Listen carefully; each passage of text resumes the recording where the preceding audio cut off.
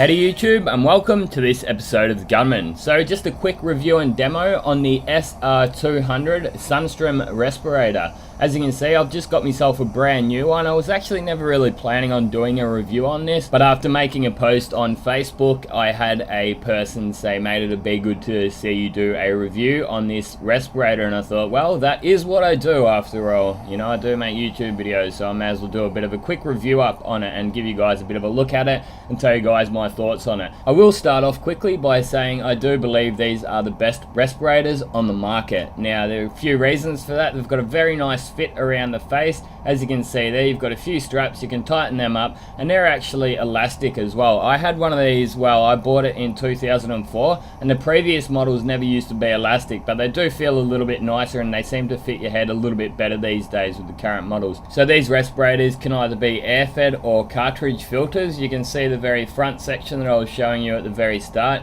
I've got the attachment for the air-fed respirator, but you can just put the standard cartridge filters in there and off you go, and you've still got yourself an upgraded respirator from the standard half mask because you've obviously got yourself some eye protection. Now this is the PC visor. You've also got the option of a glass visor.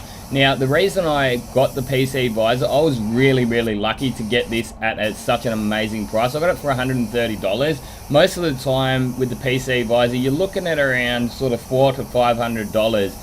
Even up to $600, but yeah, to get the glass visor you're usually looking around sort of $600 to $700, so they are quite expensive, but at the end of the day you get what you pay for. As I said, my last one, it lasted over 10 years, and that's got the glass visor in it. So all I'm going to do is actually take that glass visor out of my other one. It's currently at the other shop where I used to work. I left it there, so I've spoken to my ex-workmate and he said, yeah man, come down and grab it. So it worked out perfectly for me, but I do highly recommend spending that little bit extra money and getting the glass visor. Now I've actually got the experience with the plastic visor. It does end up sort of statically attracting all the clear. So when I'm painting here, I start to lose vision, especially when painting inside that bonnet there. You can see there's like a mist of overspray starting to collect over, and I'm really losing vision. Whereas with the glass visor, you will not get that. Yes, you'll still get a little bit of overspray on it, but I've never had it to that extent so that you're really struggling to actually see through it. Even that air-fed attachment at the front, that can be hard to come by. I could not find one of them on eBay, and the reason I actually gave you guys a bit of a close-up on it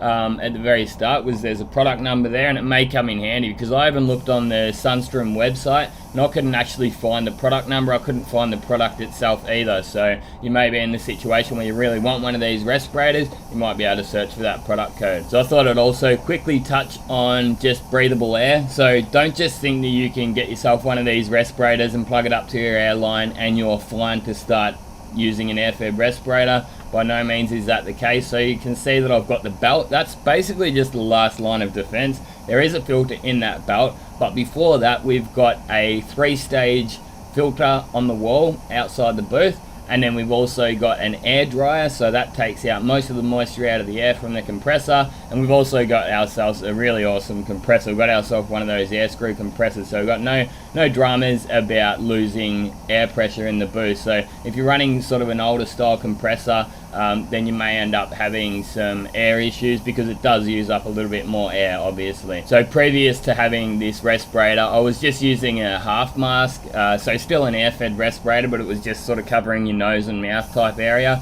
And I did have some goggles, but I just ended up starting to get lazy. I wouldn't wear them, and there was a couple of jobs, especially like painting inside a bonnet when you're going to get a lot of blowback into your face. I was getting clear in my face, and it's not really healthy, especially like your eyes are very important part to protect when you are especially using the clear coats, the 2-pack paints. And look, technically I should have every single part of skin covered up when I'm painting. I should have the back of my head covered up as well. But look, at the end of the day, I'm not one of those, you know, guys to live in a bubble and be scared of life or anything like that. I think, yeah, look, I am working in a downdraft booth, and you can see that there's very little, if any, paint getting to the back of my head there. It's probably something more that career sprayers will have to be conscious of. You know, if you're just a DIY guy painting on the weekends, you might do, you know, 5 or 6 jobs a year. Get some goggles, still protect those eyes, but you're probably really not gonna need an air-fed respirator like we are. We deal with this stuff day in, day out, every single day. So it is pretty important to at least have eye protection and some sort of a respirator. Air-fed is recommended, but you can use cartridge filters if you're not happy with the air supply that's coming up to your spray booth. Breathing in the oils and gases that come out of a compressor without filtered air like we have here is probably going to be putting your health just as much at risk, if not possibly even more, than wearing a standard cartridge respirator. So just a short bit there for you gunners. Hope you've enjoyed it. Hope you've got something out of it. Yeah, just keep in mind that you will pay a lot of money for one of these, but what kind of price can you put on your health? That's the way I look at it anyway, you know. Even if it costs you $1,000 to get set up, that could still add an extra couple of years to the end of your life. Now you've seen this video, get out there and paint some shit. Thanks for watching, and this has been another Gunman production. Goodbye.